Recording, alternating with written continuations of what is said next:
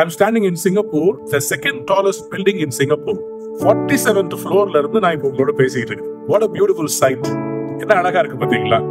இதே மாதிரிதான் ஆண்டவர் உங்களையும் உங்க வாழ்க்கையில உயரமான ஸ்தலங்களில உங்களை ஏற வைக்க போறேன். இங்க இருந்து பார்க்கும்போது ஃபுல் சிங்கப்பூர் தெரியுது. இதே மாதிரிதான் உங்களையும் ஆண்டவர் லைஃப்ல எல்லாரும் பார்க்கிற மாதிரி உயரமான இடத்துல வைக்க போறேன். It is not easy. இந்த 47 floors கட்டுறது வந்து it was very tough. Singapore is an interesting history. இது வந்து ரொம்ப பழமை வாய்ந்த ஒரு தேசம். இந்த தேசம் இப்பதான் கொஞ்ச நாட்களுக்கு முன்னாடி தான் இந்த சிங்கப்பூர் தேசத்தை கட்டி எடுப்ப ஆரம்பிச்சாங்க. ஆனா கொஞ்ச நாட்கள்ல இவங்க கடினமா உழைச்சது சிங்கப்பூரியன்ஸ்.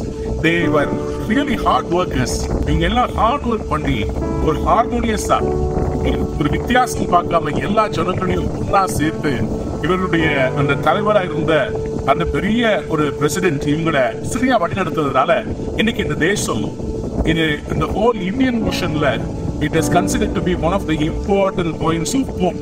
எனக்கு பின்னாடி தெரியுது பாத்தீங்களா, அதுதான் one of the interesting dockyards. இதுல இருந்து so many ships are going across the globe.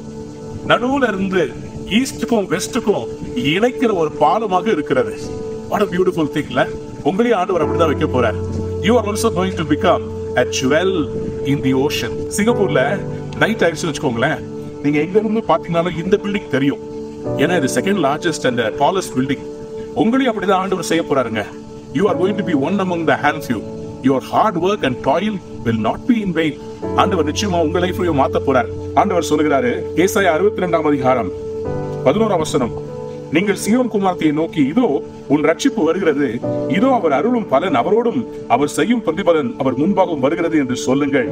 கர்த்தர் பூமியின் கடையாந்திரம் வரைக்கும் கூறுகிறார். To the ends of the world, God is declaring, your salvation is coming. Your breakthrough is coming. This is the year of the breakthrough and you are going to shine. பாருங்க, நான் சொல்லும் போதே என் மேல சூரியன் உதிக்குது. நிச்சயமா இந்த நாள் உங்களுக்கு சூரியன் உதிக்கிற நாளா இருக்கும். பெஸ்ட் டேயா இருக்கும். Have a wonderful day. Your salvation is coming. சிங்கப்பூருக்கு வந்தது மாதிரி உங்களுக்கு வருகிறது. God bless you. Have a wonderful day.